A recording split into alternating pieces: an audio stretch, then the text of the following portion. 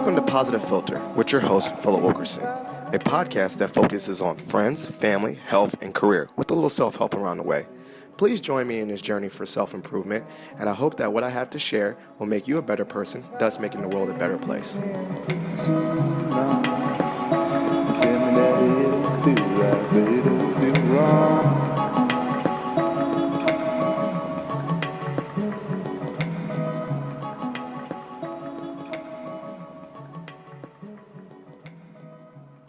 Hey, ladies and gentlemen, listeners of Positive Filter.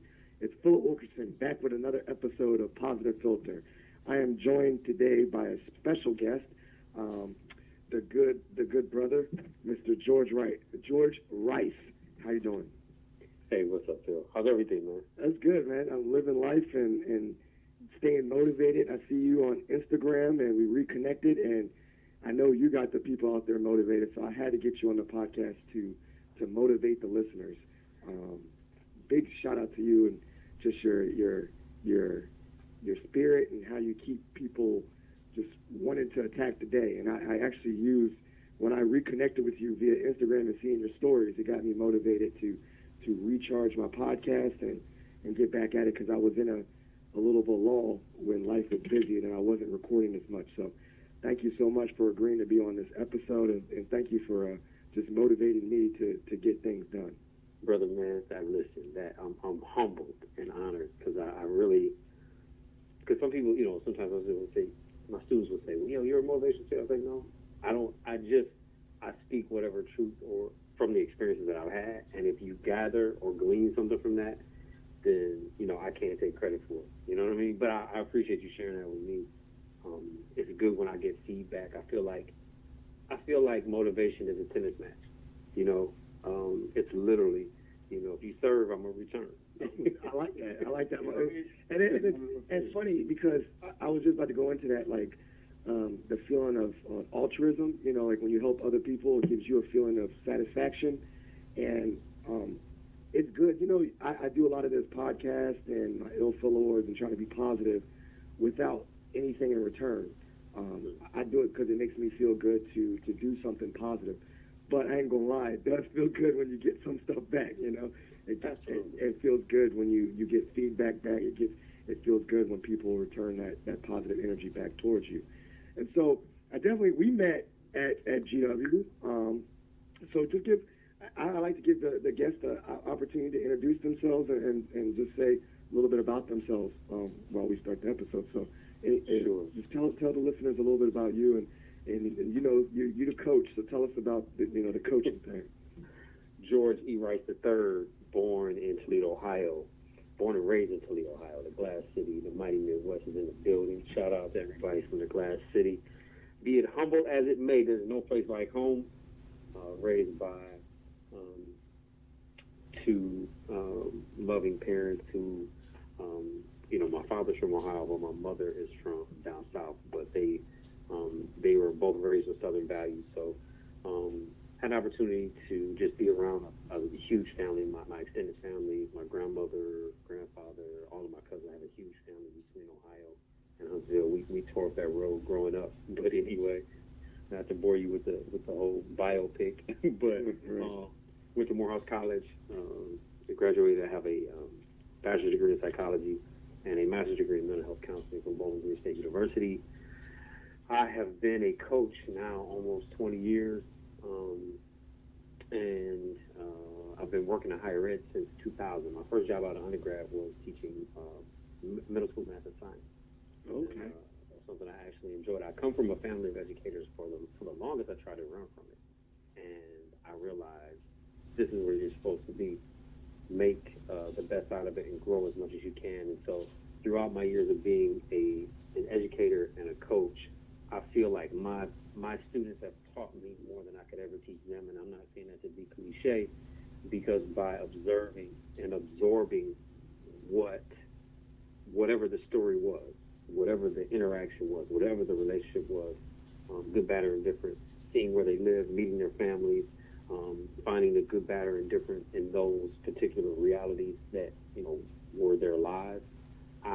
They really taught me, unbeknownst to them, how to raise my children. Yeah, right. That's so that rewarding thing. Of course, just building phenomenal relationships with young people over the years and watching them grow and mature.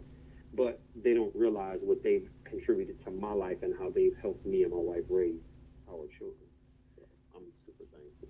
So I did not know that because we met at GW when you were at the higher ed level. What was your transition? What made you transition from teaching middle school to higher education? While teaching middle school, I always volunteered as a tutor for the Upward Bound program. So I was always used to being on college campuses. So we had our tutorials there. We did college tours, and I had always been very fond of the Upward Bound program. A lot of my buddies were in it in high school, and so I had an opportunity to do it. And I said to myself, I can't go through life being a hypocrite. I always tell my students, take advantage of opportunities. So it was difficult for me to do because I was around students 24/7 between teaching and coaching. I was around them all the time. And so it was a really difficult decision for me to make. But I said, if I don't take this particular opportunity to level up at that time, I'll forever regret it. And I could always come back and visit. And I said, I have to walk. I can't just talk. And if, nobody follows anybody just as they're walking. They've actually they'd rather, follow the person that's actually walking and going somewhere. So I knew at that time I had to take advantage of the opportunity. It was a brand new set of challenges, a brand new skill set to be cultivated, and just an opportunity to work at an institution like Bowling Green State University was literally beyond like one of the most rewarding parts of my professional career. Not to mention, I knew I wanted to get my master's. For working at the university, you did it for free. I have yet to pay for a degree, so for me, it was general economics. So I need that because I paid for both levels myself. Undergrad and masters have been paid, or in payment. So I don't understand that perk yet. But shout out to Mason because I think on the horizon for me to level up, I think I'm going to take advantage of that myself. And maybe you might be calling me Dr. Phil someday. I don't know. I love it. That's out there in the horizon. I don't know yet. I got to take the GRE first. Yeah, I got to be a grown-up before I do that. Yeah, I haven't taken the test. I haven't taken a test since the SAT, so I'm pretty nervous about that. But what really wanted, I really had to get you on the podcast because for me, all these podcasts are episodes for the listeners, but I'm going to also say selfishly for me as well.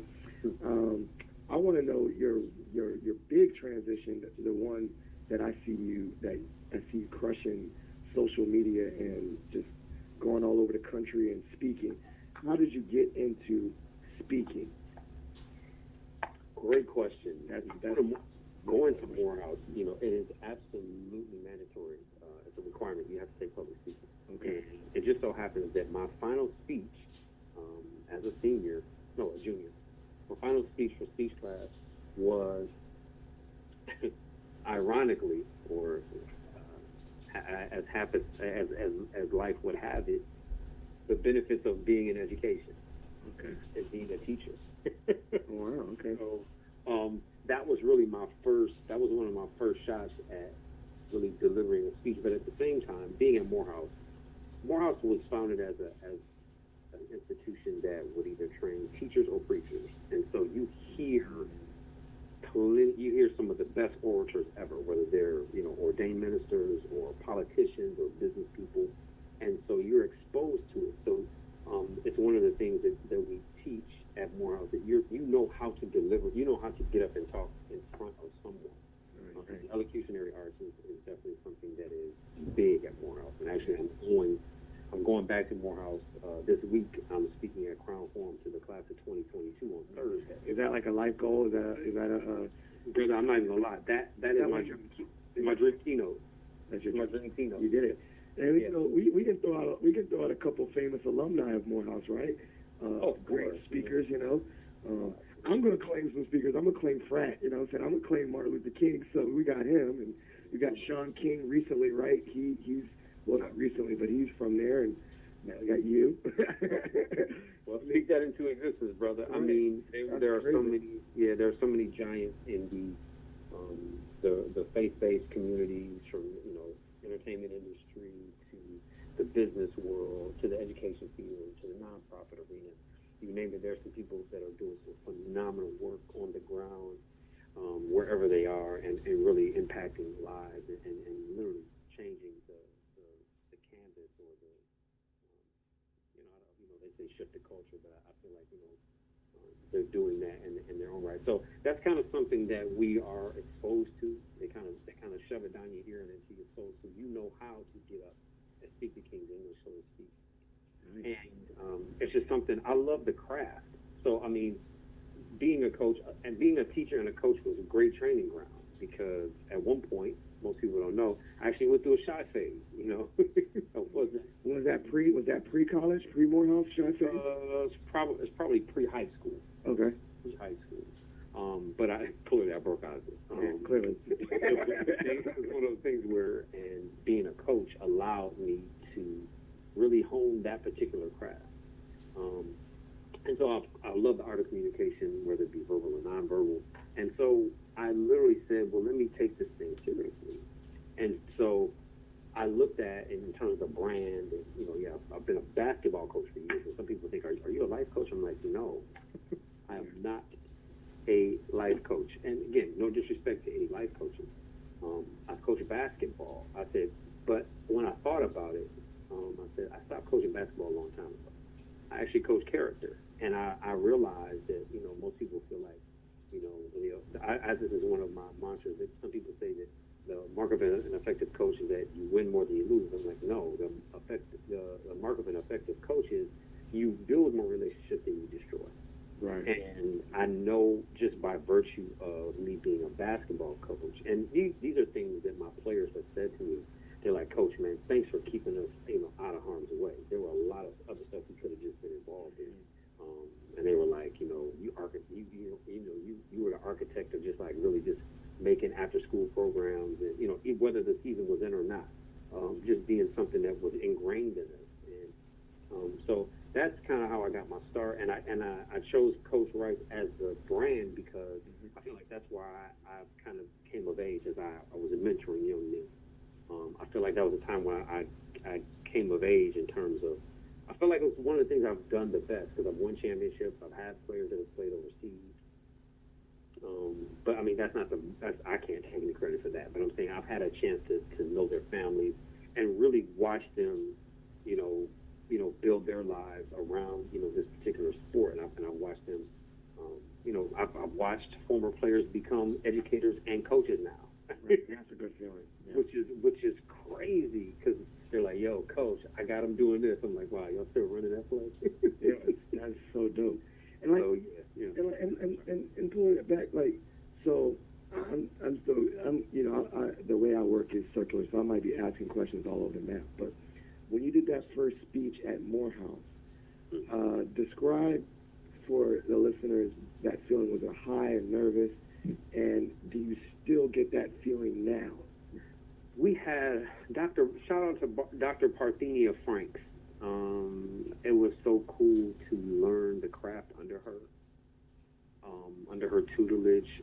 She was always very, very precise, very objective, very encouraging. She knew all the ins and outs of the craft. And so, in terms of me getting nervous, absolutely. Every now and then I do, but I remember that this is what I love to do. This is what I've actually been trained to do. And I've sought the expertise of people who are doing, who do this full time. I've sought out mentors, from the business side to the brand development side to the social media side to, just the personal development side, developing as a person as you develop your business.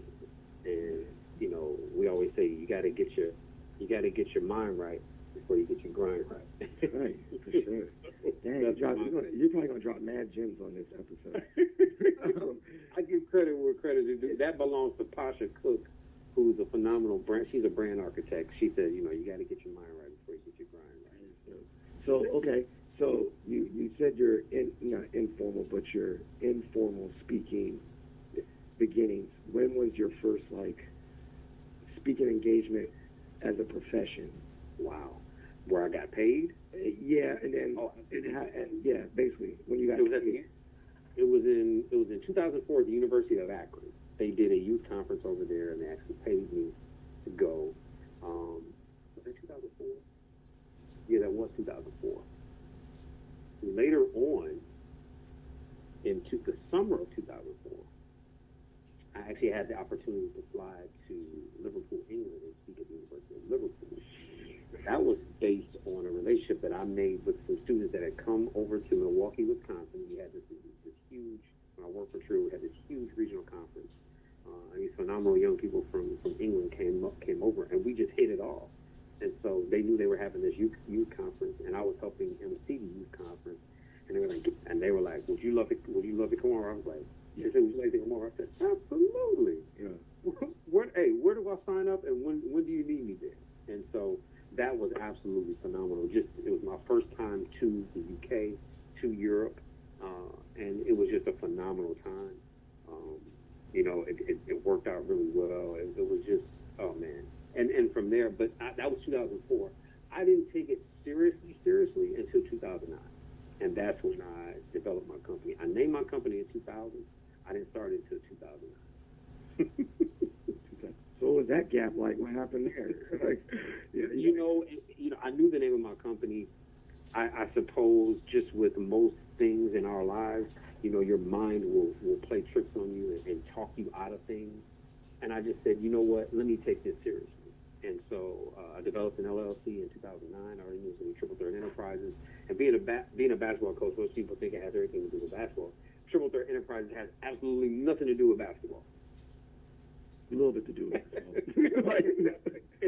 It's a play on terminology. Right. Our Triple Threat is simple. It's our head, heart, and hand. So where our work comes from is those three places. You envision it in your mind. Mm-hmm. You do it with passion from your heart. And if you're fortunate enough to have both of your extremities, you do the work with your hands.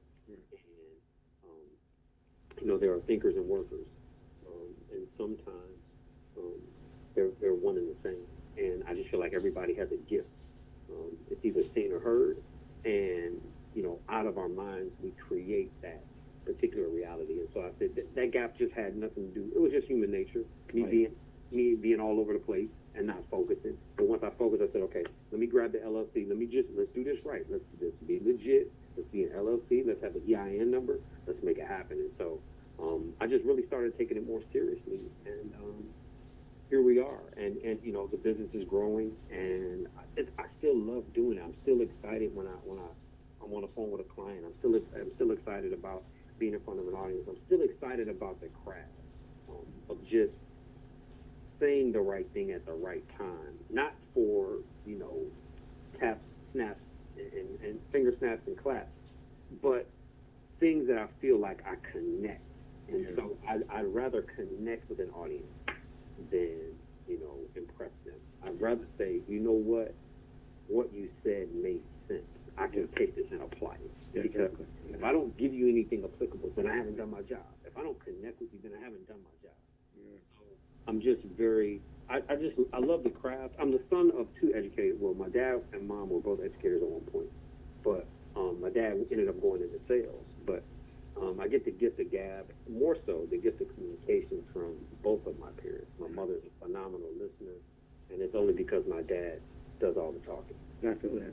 Hey, that's what it is, man. That's what it is. And I definitely empathize with that. And just telling you and all the listeners, this podcast is kind of, I think, is my training ground, because I want to get into speaking. I use this mic as my one avenue, but I look at people like you as examples, and I think of what I can do, and I'm trying to. I don't know if my gap is yet, but I'm trying to get there too. So it's always good to see what it could look like and what it could be. Like, I think for me, I tell all my students every time I meet with them, people are the greatest resource on this earth, because if you want to do something, if you're not like the biggest reader, you can just look at other people and see they lay the blueprint out there for you. You ask them questions, and bam, bam, bam, you kind of figure it out as you go along. Like, I never made a podcast before, but I asked some questions, and I figured it out by a friend, you know, someone that mentored me. So, you know, I definitely want to give you a shout out to that, because it just, you don't know the influence that people have, and the mark that you're leaving and what people are taking and trying to apply themselves. So I have to give you a shout out for that. No, I appreciate it. I've taken an old adage and I've flipped it. Most people say it's easier said than done. I said it's easier done than said.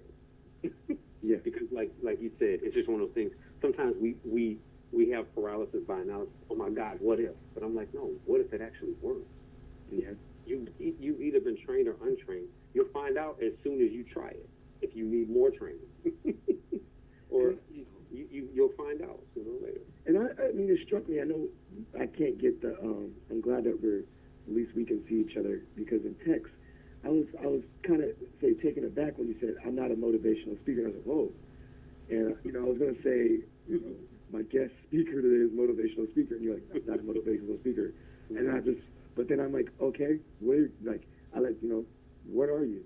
And you know, people don't want to be defined, but you're a coach. Why are you driven away from being called a motivational speaker to what you want to be known as a coach? Yeah, because I feel like what's more powerful in the art of communication is the ability to listen actively. And I know even my training as a coach came from listening more than it did communicating. So all the communicating I did, I you know, in terms of making adjustments during the game, is from observing. Like you said, watching people do certain things. You know, there was an old song that says there's a lesson in every lifetime. People teach you two things: what to do and what not to do. Mm-hmm. And so I don't say that I'm motivated. The thing I say is going to motivate you to do whatever it is you think you want to do. Absolutely addicted, and I'm addicted to the way people learn. Mm-hmm.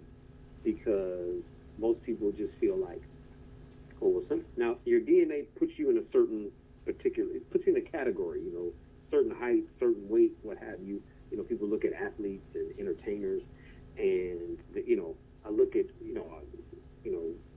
people like Denzel, right? Who had the same birthday as my son, but here's what's funny: Denzel is an introvert. He recharges alone, right? Yeah, yeah. Yeah. He takes energy, right.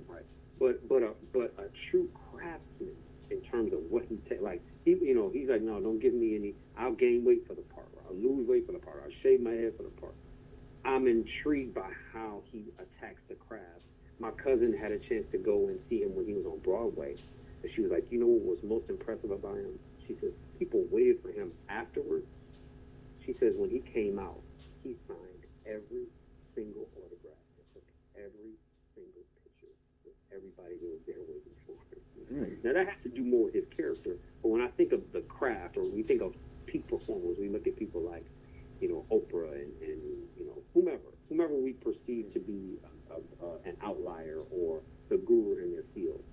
I'm intrigued by the way they learn and how they convey their passion in their group. You know, how many hours do they spend doing this?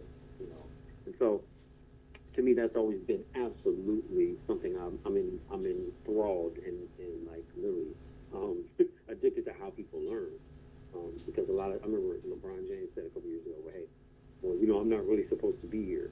And I'm like, okay, well, brother, you're 6'8", 6'9" on a good day, 260 pounds. I mean, like, you were designed, you were built to do something. You weren't built to necessarily be a letter carrier. Now, if that was your chosen profession, by all means, but you were built for performance. Now, whether you use that for performance or not, doesn't matter. But you had to learn. There's a learning curve there, and even as he's become a professional, he's still learning. He's learning how to take care of his body. He's learning how to face himself. He's learning how to be a better leader. And I think what we see from him in the twilight of his career is him being more of a leader versus a performer. Right. Which to me, you know, kind of separates people from just being able to be, you know, yeah, this is your one particular avenue. This is your extraordinary talent, but it opens you up to extraordinary opportunities. I like that. And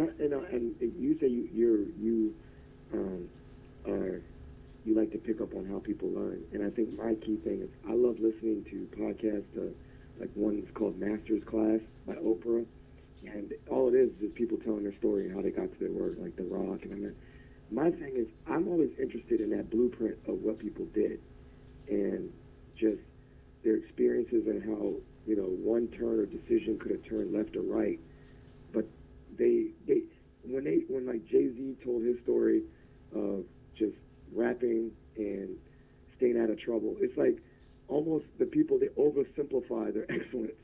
and that's the part that, like, you're doing it right now. You're like, okay, I went to Morehouse, we talked, you know, we had a class where we had to speak, and I got my LLC. Like, you're doing extraordinary things, but I always find it so fascinating that the people that are doing the most extraordinary things are doing probably some of the simplest things, either routinely or habits or whatever, and that's how they got to where they were.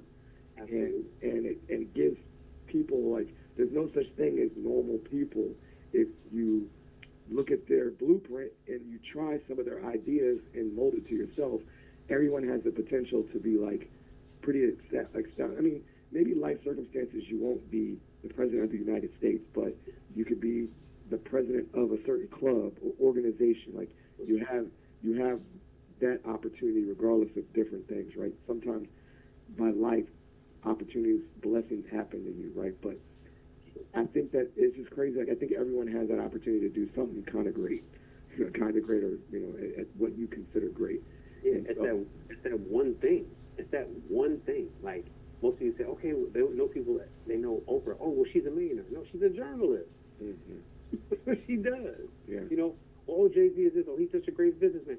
He's a hip-hop artist who happened to learn how to market his business. It was the same thing I told my daughter when she started college. I said, listen, just go in undecided. And she said, well, Dad, I want to own my own business. I said, baby girl, that's fine. You don't have to be a business major to own your own business. Mm-hmm. You have to know your product, and you have to know the ins and the outs of your product, and you have to know how to get it to the people, and you can hire other people to market it and brand it and do all the other stuff. What you have to be is an absolute guru in that particular lane. And once you figure that out, it's just a matter of you putting the right people on your team. See, here's where the coaching comes in. Mm-hmm. Putting the right people on your team. And when you hire people, hire specialists. Don't hire generalists. Yeah, hire people that are good in their own lanes, right? One of my first mentors, you know, in the speaking game told me, he says, if you try to speak to everybody, you will speak to no one. So that's great. So yeah, I speak to high school, college and college students and professionals who work in the education field. So that's your lane. Education is your lane. Education is my lane. Gotcha. It is based on personal development. Like, if you look at my bio, I don't even say speaker anymore. I said, I'm, you know, I help turn learners to leaders and leaders to champions. Okay. Right? Because every learner was a listener. Gotcha. And every leader was a learner. It's just a chain, right? We all learn, you know, 3 modalities: kinesthetic, auditory, or visual. Yeah. We learn that way. So nobody is born a leader. You have to learn it. Yeah, some people have a more dominant personality, but even in that dominant personality, whether it be the thinker or the worker, you have to learn it, because you have to not only learn how to lead yourself, you have to understand how people respond to your brand of leadership. Right. Gotcha.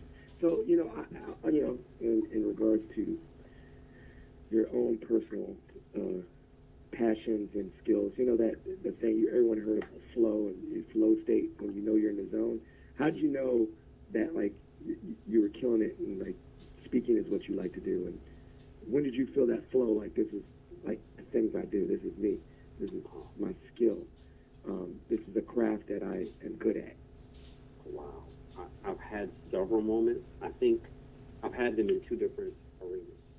There was a training I did for GW's RAs a couple of years ago, and I had, you know, it was a breakout session. It was about 75 minutes, and we're just flowing, and we did some breakout work, and we were getting some stuff back, and I never really script what I'm going to say. I have an outline. I know if I'm going to tell a story or share an experience. And sometimes gems just come like off the dome. Like sometimes I don't know where they come from. Sometimes I have planned ones, sometimes I don't. And now the more training I've done, I've realized, and this is something my coach Kendall Ficklin tells me, he says, just after a while, he says, you can let the gift take over. So the first time that happened to me was, I was doing it. And so literally I had an out of body experience because there was an incident I talked to the RAs about, and it was super, super, super delicate and sensitive because it had to do with, race relations. Mm-hmm. And I told them the story, and I told them the punchline, and I literally let that breathe. And I looked at every single, it was probably about 200 people in the room. I looked at every single person in the room. I said, got him. Yeah. Yeah. Yeah. And it had nothing to do with me.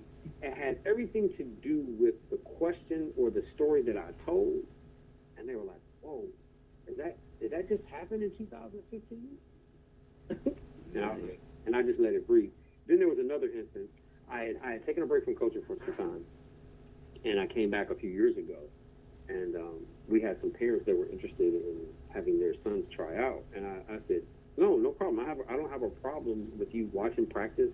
I think it's better if every parent stays. I said, because George McKinnon says excellence has no need to fear observation. And so I remember it was just little points I was teaching. We stop a drill, we stop the game, or we stop the scrimmage, and I would ask questions. So sometimes I'll teach through the questions that I ask versus giving direction, because then the player or the student athlete doesn't necessarily learn. When I ask a question, they're like, now, oh, I got it, coach. It's not my job to teach you how to play. It's my job to teach you how to think and play. And so I call my mom. I say, hey, Mom, I'm coaching AAU again. And I said, so no, actually, let me give you what I said to her pound for pound. I said, hey, Mom, how's it going? Where are you? I said, where are you? I said, I'm driving back home. I said, hey, Mom, I gotta tell you something. She said, what? I said, I just got high. She said, what? I said, I just came from practice. I just got high. She was like, oh. I said, Ma, there was a time when I was teaching and I just felt like I was in the zone. Yeah. It's just like time stopped. It's just these sweaty, stinky gyms, and it's just me and a whistle and the guy, and I'm instructing, and I see the light bulb going off. That is what I love. The flow. That was in your flow state. Yep. You're feeling it. Yep. And I felt that, like, honestly, one time, I think I just felt that recently in a small, like, way smaller scale, like, than yours. I just did a presentation for grad students, and it was, about networking. And I was saying random stuff. I was just saying whatever I thought was funny to me. Like, stupid jokes like, when you network, you don't want to be, you want to be assertive, but you don't want to be like that guy that's thirsty in DMs. And I was just saying all kinds of stupid stuff. And I didn't care. And I didn't care if it embarrassed me. And I was looking at the people there, and they were, like, really into it. And then I was like, it was over with. And they came up to me, and they were shaking my hands. And on the way home, the first thing I was thinking, I was like, I can't wait to tell my wife how awesome that felt. Like, that felt great. Like, I actually was, like, smiling and, like, feeling like, I don't know, I felt energized. It was 10 o'clock at night, and I felt like I couldn't go to sleep. And that was at that moment I realized I really like doing presentations and talking and being in front of people. And so I'm trying to figure out, next, what do I do to chase that dragon or that feeling. You got it, man. You have the answer. We'll talk offline. You got the answer. Yeah. We talked about this about a year or so ago. Well, before you left GW, you got it. It's just a matter of it takes time. What you want to allow your lane to be. Yeah, I got to figure that out. And you got it. I mean, you have it. You have content. You have it. You have it. It's just a matter of how do you take it, streamline it, and literally make it your own. Where you could do it backwards in your sleep, right? No matter the season. So one of my other follow-up questions is, with this, right, like I'm talking, me, and if I really wanted to be a public speaker or get into that, what are ways you practice? Do you, like, as silly as this sounds, do you talk to yourself in the mirror? Do you stand up and pace back and forth and talk to an imaginary crowd, or what do you do? You know, like at home, like not in front of the audience. How do you do it at home to train to practice yourself? How do I train? You know, I study speakers. Not to take their content at all, but just I study what they do. What I do know is that people love to hear stories because it's what they remember.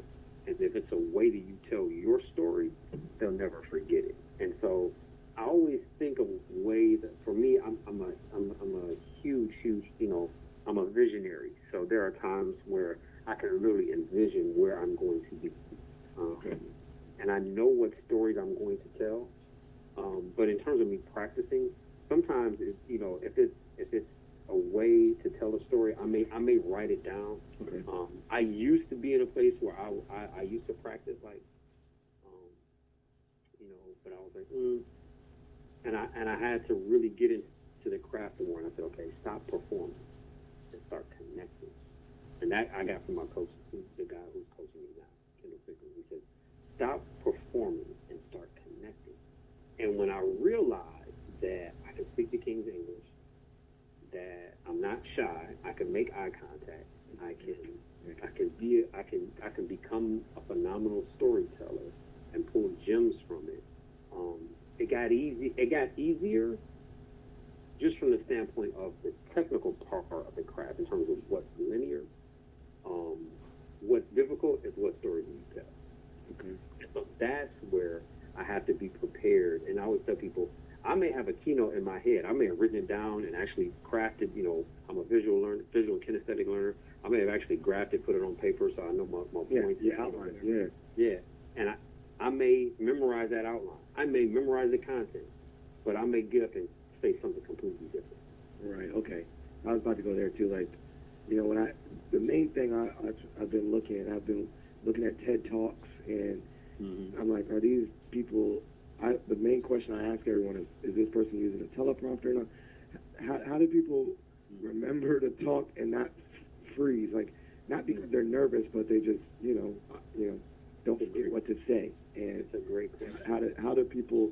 This is for the listeners, that someone out there wants to be a speaker. How do they not freeze? And not because they're nervous, just because they don't want to forget what to say. So absolutely. How does someone work on that? It's a twofold answer for me.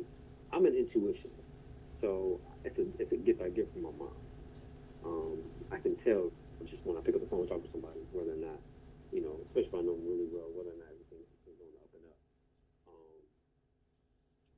Number two, a very good friend of mine who's been a speaker now, goodness, 5-6 years. He used to be in corporate for some time.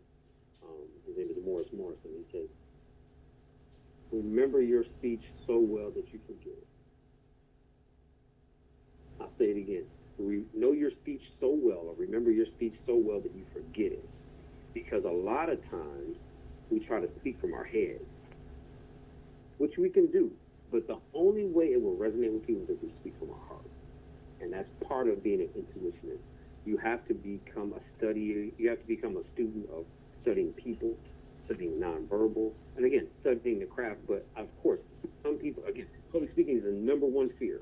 Even, you know, it's higher than the fear of spiders, the fear of snakes, because everybody's looking at you and you feel like everybody's judging you. But if you present yourself in a way that's completely organic and authentic, there is not an audience, with practice and patience and time, there is not an audience you can't speak to and connect with if you just remember that the only person that you can ever be is yourself, and it's way cheaper to be yourself. It don't cost you too much money to be somebody. So if you say funny jokes that you think are funny, and then listen, be yourself. I have this one thing. It's like my favorite line. Is like, if I say something and it's dead silent, I always like, I just tap my hand and go like, "Wow, tough crowd," and then it always works. I don't know why that always works. That always works. So I just throw out. So when I go into a presentation, I'm like, I just say whatever, throw out stuff. Sometimes they'll laugh, and you know, for me, or if it doesn't, whatever, just keep going. And that's my other thing about talking in front of people is like, well, the worst you can do is just not just completely freeze. So I tell myself, just keep going. And and sometimes you have to make a mistake in order to get rid of the butterfly. Mhm. Like for real, like sometimes I'll drop something just to make sure somebody's listening. Like for instance, I was talking to an Inroads crowd this summer, college interns, and so I had no idea I was even going to open this segment up. So I had no idea. My man Pierre just threw it to me. He said, "Hey man, go ahead, you got it." I'm like, "Whoa, all right, cool." So I stood up and I said, "Hey, you all, whatever. My name is Coach Rice, blah, blah, blah, whatever." And I said, I said, I'm a coach. I said, I'm a former athlete. I said, I don't like to say I'm a former athlete because I still think I got game. And they paused. I said, no, I really do. Everybody started laughing. And so I said to them, and at 6 feet 4 inches tall, that got them. Because they started laughing like, dude, you're not 6'4". I'm like, no, you're right. I'm 6'8". You triple counted. Yeah, I'm of course on a good damn 5'10". So it's like, they were like, dude, you're not 6'4". But a lot of times I just do it to see if people. So there's 300 million ways to open. Again, that's part of being an intuition. And so I know going to Morehouse, I'm going to have 3 million different ways on how I can open. I'm just going to go with it, whatever my gut says. Like, all right, bro, open up this way. Right. Because I think what happened, I know what happens at Morehouse, the culture of Morehouse is this. You get these phenomenal, get these phenomenal orators, and everybody opens up differently, and that's their brand. What I'm doing on Thursday, I've decided to literally throw caution to the wind and say, let me go back and speak to them as not just an alumnus, but like I'm still a student there. I was about to say that. I'm literally going to talk their lingo. I'm literally going. I'm letting them know my nickname. I even changed my bio for them. That's what's up. And I do that too. Like sometimes I say, like one of the things that helps me, I think my counseling degree has really helped me connect with people on the one-on-one scale and read emotions. And but one of the things, the empathy part is one of my strengths. We do our strengths find or whatever. It's empathy. I definitely can picture myself like, what would I want to hear if I was in that audience? Like, what would help me if I was sitting in that chair and when I'm facing myself. So I try to say, like, even beginning, I was like, how many people learned something today? And someone raised their hand. I was like, that's all I want, like someone to learn something. So I think that mindset of you going back to Morehouse and saying, can I see myself? What was I like at Morehouse? Let me speak to that person. Yeah, it's something I think is really good, and I try to emulate just in life. And two, if anybody's thinking about, if they want to just get better public speaking, I think transparency is always the best medicine. It's always the best policy. I'm going to share with them my struggles during my freshman year. I was like, and I tell students now. We just had a group of students that were here that were prospective students, and I was like, you go to these things, and they very seldom ask the students what do they think, and I'm like, instead of me beating your eardrums down, I'm like, what do you fear? Everybody fears something. Mm-hmm. They opened up the floodgate, and they were like, well, I fear failure. I said, okay, look, let me ease your mind. Okay, you're going to fail at something, mm-hmm. And I'm not a hater. I'm not Nostradamus. I don't know the future, but I promise you, if you go through undergrad, you will go through one of 3 problems: either be personal, financial, or academic. I personally endured 2 out of the 3. Academically, my freshman year, and it wasn't because I wasn't studying. I just didn't know what type of learner I was. I didn't know really how to study effectively. I knew how to regurgitate information. I didn't know how to study. And number 2, my mother, who has lupus, she had a flare-up 3 months before I graduated. And literally, man, we weren't sure if she was going to make it to my graduation. So that was major. Like, it literally knocked the wind out of me. Like, as soon as I found out that Friday, me and my wife now, my girlfriend at the time, hopped in the car and drove, 10 hours to Toledo to check on my mom. And that was major, man. And it was a thing where my sister basically, she called me and she just gave me all the news. I said, okay, my own come. But, we pushed through, we made it, and thank God she's still here.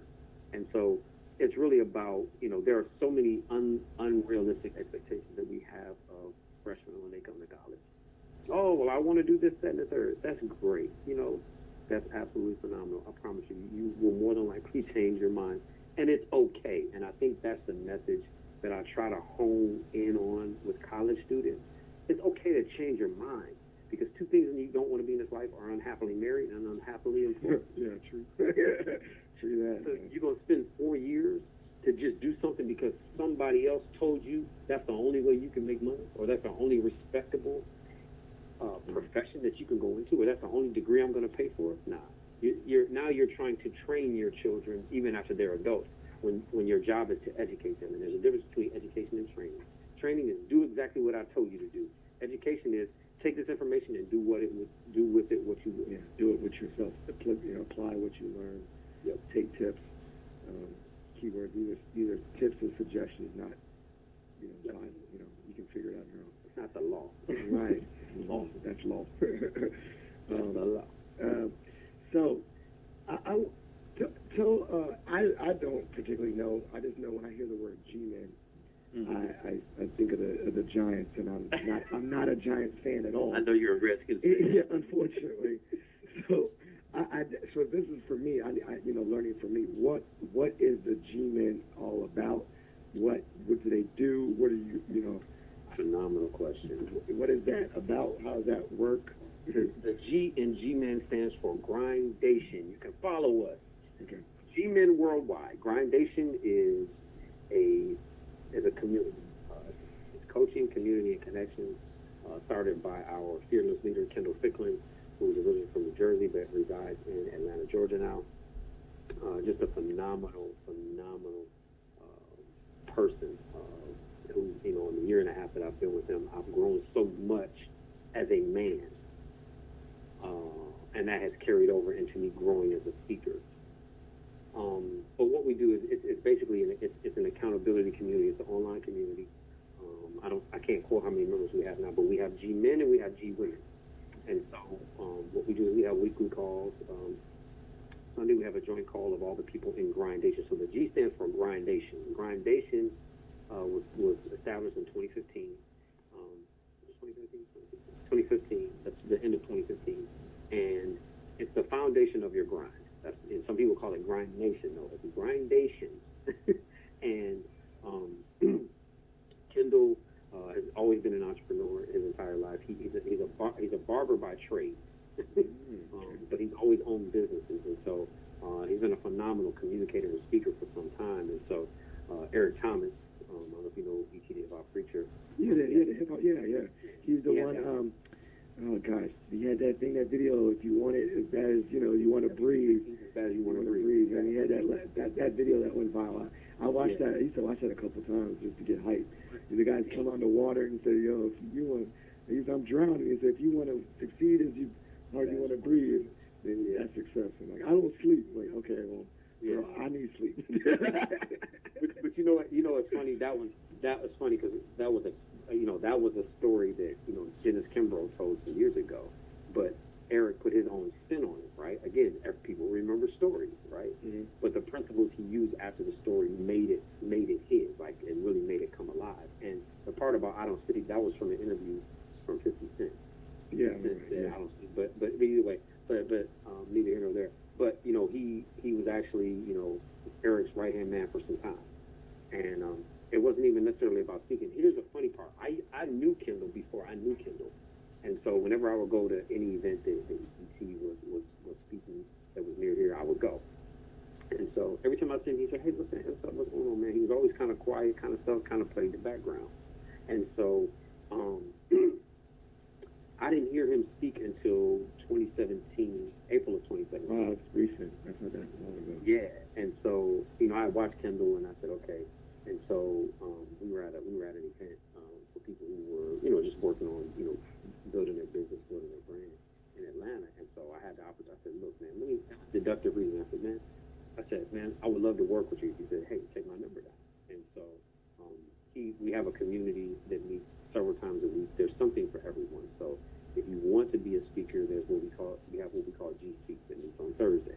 And that's an hour of us just getting reps in. Whoever's Melby Cook now facilitates it, so she'll throw out certain words, and there's different ways to just kind of hone your craft of communication. Then there's the G-Men National Call that I just got off before I got on this podcast with you. That's just for the fellas. And then there's Sunday, there's the grindation national call. That's everybody, the G-men and G-women, that happens on Sunday. And then there are individual calls. There's a program called Winning in Life and Business, and those calls happen on Tuesday. And those are for people who are either married or in relationships, and how do you really win at life and at business, that work-life balance. And then there's what we call the BMC, which is the Boss Masterclass. So there's Boss, which is BOSC, the C is silent. It's the business of speaking and coaching. And what we do there is we actually learn the back end of how to build a business, how to build your brand, how to go after speaking gigs, and it's a constant level up in terms of this business. And so not all people who are in grindation are speakers. Some are just business owners. Some are people that just want to really get better at communicating or want to get better at building their relationships. And you know as well as I do, business is not always necessarily predicated on what you know. It's based on who you know. It's how you talk to people, how you network, and how you talk to people. Exactly. How do you show up and be the person that you say you are? And so that's why I say I'm not a motivational speaker. I'm just a coach.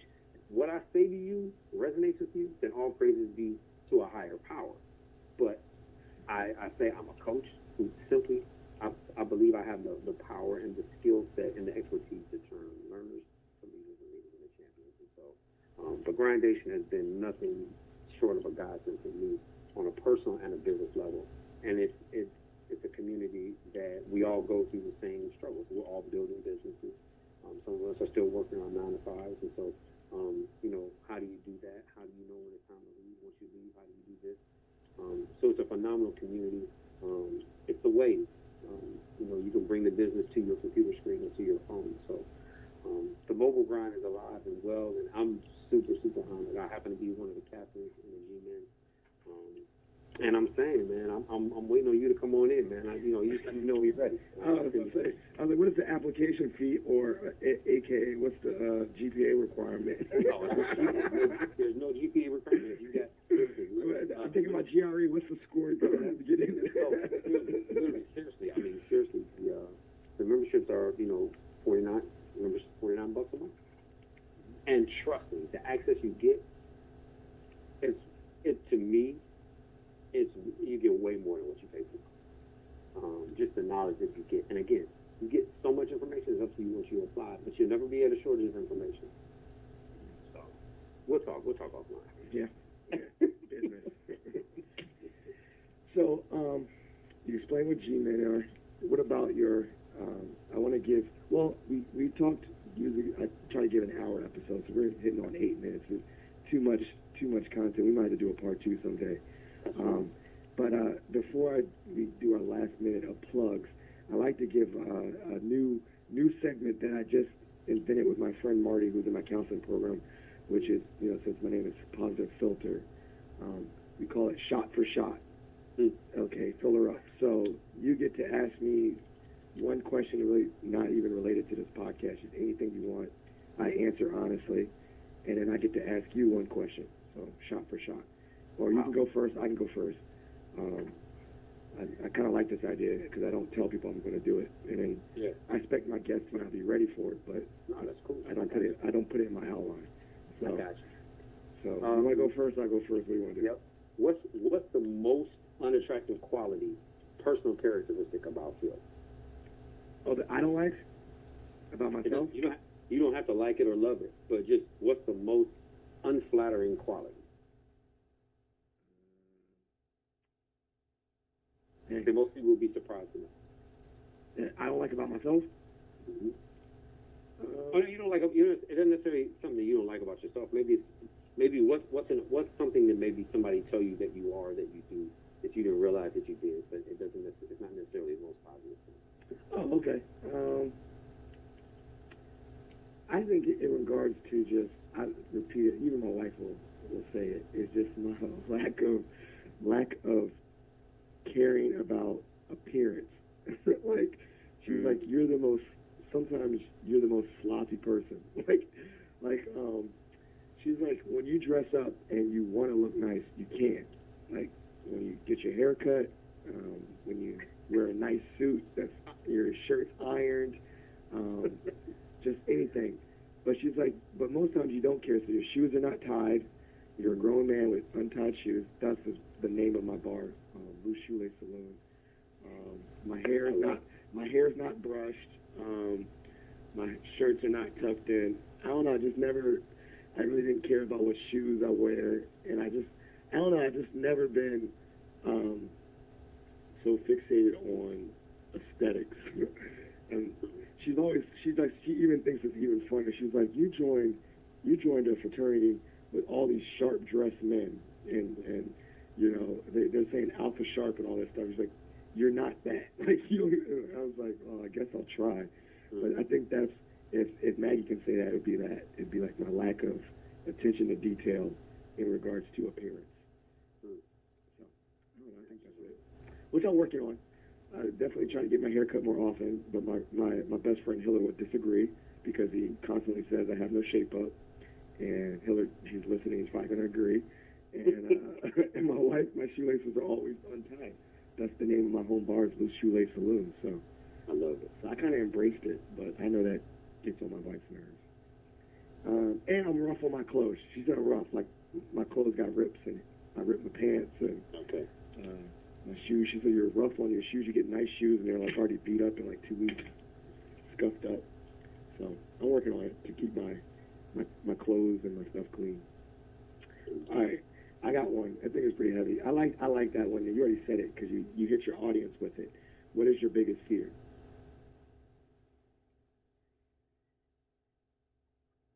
Great question. Biggest fear is not taking more risks. You know, doing those things that are unconventional, doing those things that people don't expect me to do. I think for me, I've always been pretty calculated. You know, I'm a thinker. So you know, I'm process driven. I'm a thinker, and so you know, most times overthinking can lead to underperformance. And I know in the last particular year and a half, I've been, again, that's why you've seen the level up on social media. I just literally get over that fear of what other people will think and are saying. I say, if they give me good or bad feedback, I'm going to just keep going. So I noticed that. I mean, literally, that's why I reconnected with you. You know, we lost touch. I don't go to GW no more, but there was something about, I saw your IG and I just saw the message you were putting out, and it was like, it started to speak to me, and it made me want to reconnect. So I'm glad. If you attribute that to the G-Men or whatever, that's great, because that's why I reconnected. That's why you're on this podcast today. So you took a risk, and I saw it because I was like, he's crushing it on social media. Like, you're like, you know, your appearance and putting the snippets of your speaking engagements, that those little nuggets, those are cool, and following your IG stories and your questions that you ask people to fill out. I love doing that. If you notice, I do that junk too. I love asking people on IG like random questions. That's a phenomenal tool, man. So that you thinking your fear was putting yourself out there more. It's a benefit because it got me reconnected with you to get on this. So I appreciate that. That's awesome. Man, I'm humbled and honored. I appreciate it. You know, I always feel like if I could, like you said, if I could reach one person, hey, my time was time well spent. So no, I truly appreciate it. Okay, so we did a full. I mean, this is some gems. I hope the listeners take this. I want to give you an opportunity. Any plugs and shout outs? This is your time to end the episode. Everyone, shout out everyone and plug everything. And all the things that he shouts out and plugs, I will make sure to put in the show notes of this episode, so that if you're listening and you want to follow up or follow, definitely do that. So, absolutely. Floor is yours. Well, first, let me shout out Phil Wilkerson. Man, I appreciate you. Let me shout you out, Phil Wilkerson, for allowing me on the podcast. I appreciate you, brother. It's been an honor and a pleasure. It always is. Shout out to the G-Men. Follow us at G-Men Worldwide on Instagram. Shout out to my own personal page, which is Coach Rice 11. I'm Coach Rice 11 on all social media outlets, as well as LinkedIn. Shout out to my family, mother, father, my wife, my children, all of my former students and players. Anybody who I've ever had the opportunity to add value, anybody who ever bothered to listen, anybody who ever bothered to apply any particular information that I've ever given or shared with them, and just shout out to the Creator for allowing me to do what I love and love what I do. I don't take it lightly that I've been chosen and I've been kind of expected to do the work in the lives of young people, and it's something I take very seriously. I take it to heart, and so now I appreciate every former student, all of my former students that current and former students that support me, argue with me, debate with me, work out with me, talk sports with me. It doesn't matter. I love all of y'all, and y'all make me better. And I don't have all of the answers, but I definitely want to know. I definitely want to have all of the questions. So that's my time. That's it. Well, thank you so much, Coach Rice, for being on here. It's a pleasure. You definitely you might be one of my first repeat guests, man. I don't know. We might have to get this up again. Thank you. Please like and follow Positive Filter on all the different outlets, social, Facebook page, share these episodes with your family and friends. Get that message out. And if you like this episode, please write a review. Thank you so much for listening, and I'm out. Thank you for listening to Positive Filter, a podcast that focuses on family, friends, career, with a little self-help along the way. If you enjoyed this podcast, please share it with your family and friends, and like the Facebook page, Spreading Positivity of Movement. Thanks for listening.